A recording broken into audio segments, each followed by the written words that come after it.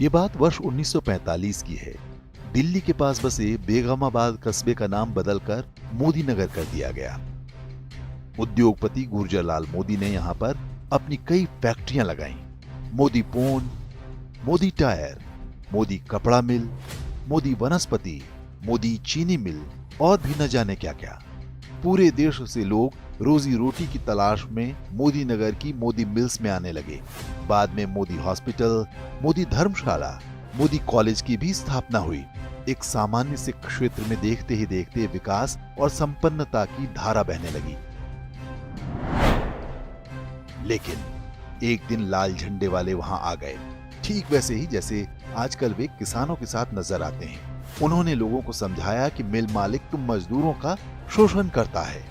मोदी भले ही उन्हें मंदिर, कॉलेज, अस्पताल, घर, विवाह के लिए भवन, यहाँ तक कि घर की पुताई के लिए भी पैसे तक दे रहे थे, लेकिन लाल झंडे वालों ने हड़ताल का माहौल बना दिया।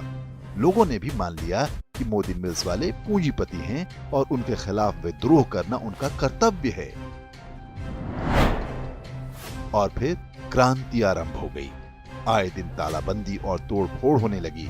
बताया जाता है कि एक बार जब मोदी साहब की पत्नी मंदिर गईं, तो मजदूर नेताओं ने कपड़े उतारकर उनके सामने नग्न प्रदर्शन किया।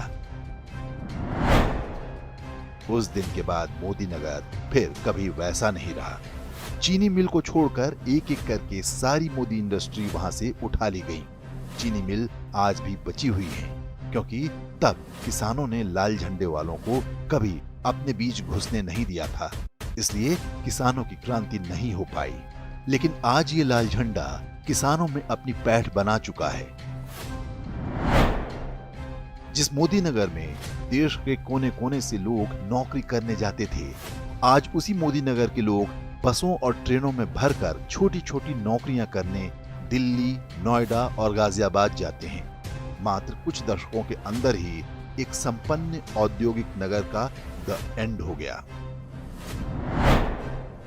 ये सब कुछ वैसा ही था जैसे पश्चिम बंगाल के नंदीग्राम में टाटा नैनो की फैक्ट्री का प्रोजेक्ट। वहां 15,000 लोगों को नौकरी मिलनी थी, लेकिन ममता बनर्जी के संगठित भीड़ तंत्र ने फर्जी आंदोलन द्वारा बंगाल से गुजरात शिफ्ट होने के लिए टाटा समूह को मजबूर कर दिया।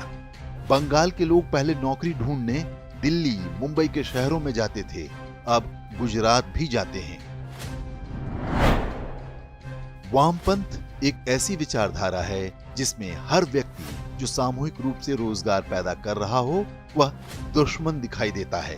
तीनों कृषि बिल से भी सारी समस्या इतनी ही थी।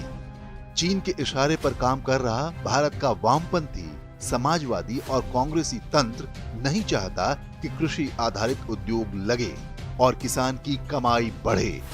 उन्होंने समझा दिया कि किसान शोषित हैं और सरकार शोषक। पश्चिमी यूपी के मुट्ठी भर किसानों ने भी यदि इसे सत्य मान लिया है तो उनका अब ईश्वर ही मालिक है।